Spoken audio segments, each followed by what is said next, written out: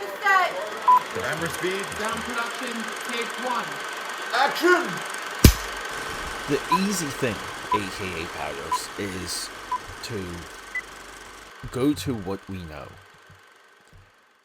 So if you grow up, as Bradley Cooper did, knee deep in theater, American filmmaking, we all know that famous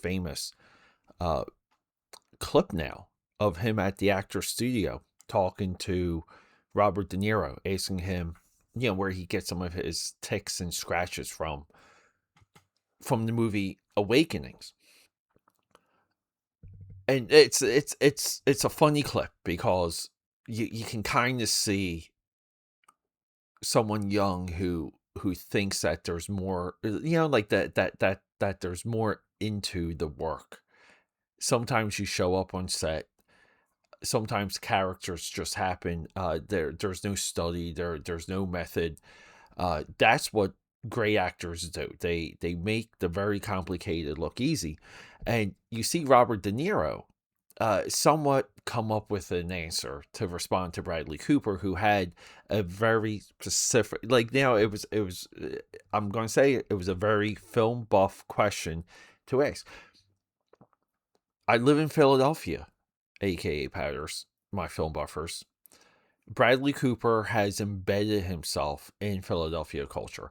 I just have to say, he comes from another Philadelphia, another PA town that's maybe technically a Philadelphia suburb. I don't even care what the town is.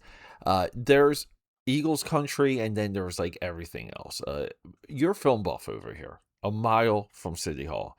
This is Eagles country. This is what drives the entire fan base. But we're here on Wednesday. So Wednesdays we kind of do filmographies. It's tagged in the feed as a black and white picture of our subject, and we're going to do my very best to make this a regular series. The problem is, it's pure film buffery, aka Powders. I don't feel comfortable speaking of someone's career unless I've seen all of their movies or nearly all of their movies. This makes it complicated for guys like Steven Spielberg and Woody Allen, even Stanley Kubrick, that have a vast filmography, or the films are vast and they need time and they need to be studied, and there's research, and I'm buying magazines and articles and books off of Amazon and eBay and wherever else I can find them to get a little bit more insight to understand the film, to bring it to you on more of an academic level. Some of what we do here on the Film Buff Podcast is emotion. I get an idea, I get excited, I want to just rush in front of the microphone, sit down with the Film Buff army, the film buffers, and just let it out, get the idea out there. And a lot of those rush episodes do way better than the ones that were planned. This goes for audio and visual, even my YouTube stuff. So Bradley Cooper is a part of the American culture at this point. I want to say, years ago, there was this Oscar selfie with him and Jennifer Lawrence, and I think Ellen DeGeneres did the selfie. That selfie put selfies on the map. It was something to do with your friends. It went instantly viral. Historic shot, aka Powders, and Bradley Cooper's there.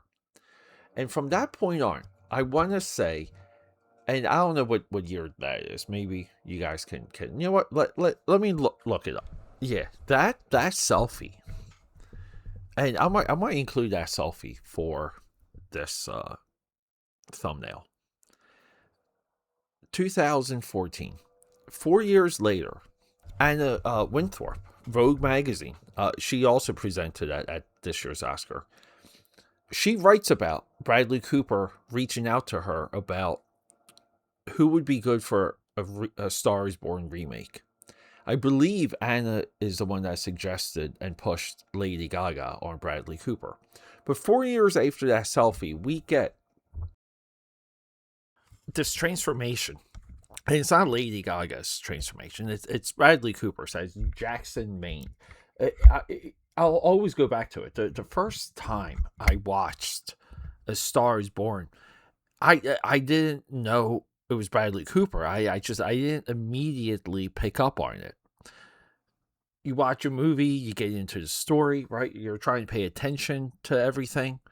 And when it hit me, and then we get into the music. So a lot of my position around this movie echoes Ewan McGregor for Moulin Rouge, directed by Baz Luhrmann, where he becomes a singer. He can hit the notes.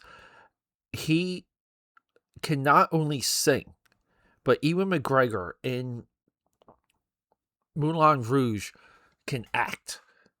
He's performing a full performance, and this is another reason why I include like all that jazz, Bob Fosse's All That Jazz, as the greatest film of all time, because it incorporates all of the senses and it just spits it out.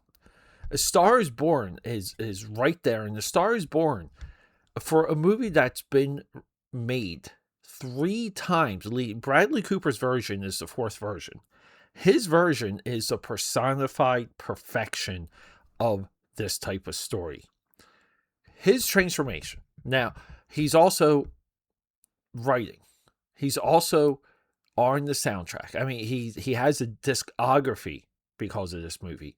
The character that he creates while directing himself and getting a performance out of Lady Gaga, that when we suffer his loss, when Jackson Maine commits suicide, her loss, where there's this one scene that just hits me, where she's just crying with the manager that maybe pushed Bradley Cooper over the edge, maybe not. It's hard to tell because Bradley Cooper is a troubled soul in this movie. But she is bawling her eyes out, and she says, I can't not stop thinking about him. And for anyone that has loss in their life and loss within their family, you know what that means. Star Is Born is an absolute masterpiece that for a first-time director to make this movie, to transform himself, to give us a skill set we never knew he had. We never knew Bradley Cooper was a musician. I mean, I believe him and Lady Gaga for the Oscars that year performed live on stage because the song was nominated. From my perspective, AKAPAD, it's absolutely historic. Let's get into his next movie, 2023, Maestro, the maestro. Maestro is, if phonically, the way it looks. Anyway, inside joke here, but Maestro. Bradley Cooper put on weight. Bradley Cooper transformed his face, where you may not know it's him when you first see him on screen.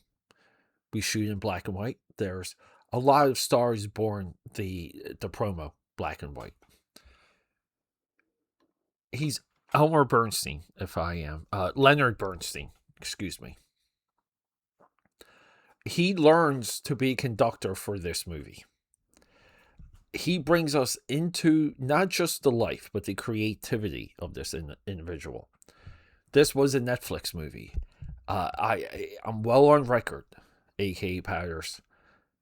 There is a bias that Hollywood has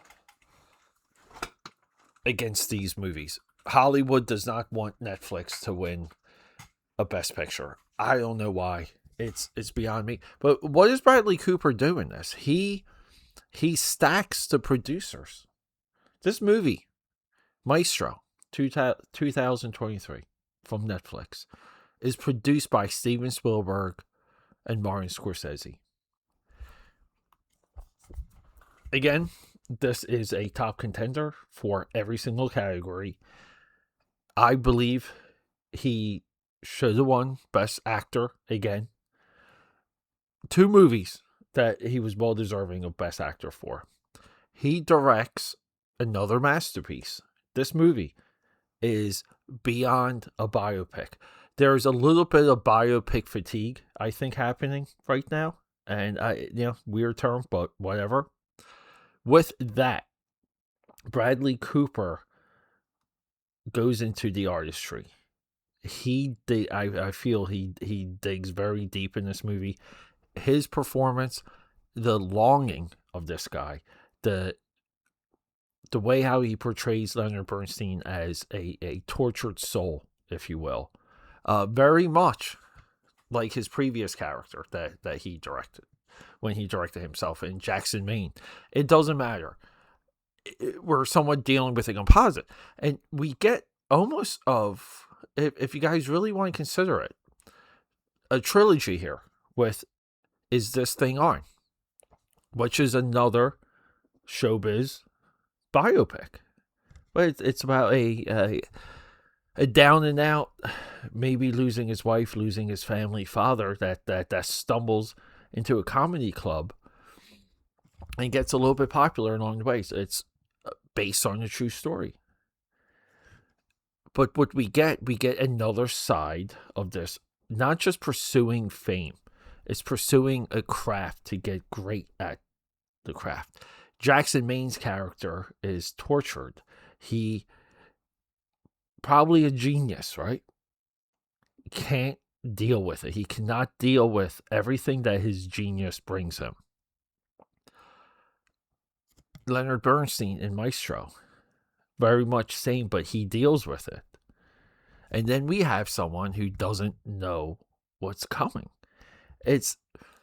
We can almost watch these movies in reverse, and we see a different type of exploration, which is maybe we don't want the fame, we just want the craft. Is This Thing On? Was a movie I watched back to back. I have another opinion episode, because when this movie ended, it changed the way how I look at watching film at home, which is I'm able to sit there and think about it. I'm able to deeply think about a movie when it's over. It's hard to do that when you see it in theaters, because they want you to go. They turn on the lights. The people start cleaning up the aisles. It's just not. It's not the same. It's not very private. It's not very intimate. Is This Thing On should have been in every single Oscar category this year. For whatever reason, I believe that the Academy that selfie was that 2014 selfie was almost enough, where Hollywood just said, and the PR, everything around it, right? The whole Hollywood engine just said, this is going to be your height, buddy. And he is chipping at that oak like a filmmaker I haven't seen. Any film that Bradley Cooper has his name on, produces, touches, directs, cameo, or is even in, I pay attention to. He sources out his work magnificently. He's made 3 movies, 3 masterpieces. I can't think of anything I would take out of any one of them. At this point, I'm a little bit upset that I know few people who've seen Maestro, and I know fewer people who have seen Is This Thing On. Isn't that nuts? The films of Bradley Cooper, a.k.a. Patters. I love you guys. Rock and roll. Okay, that's a wrap.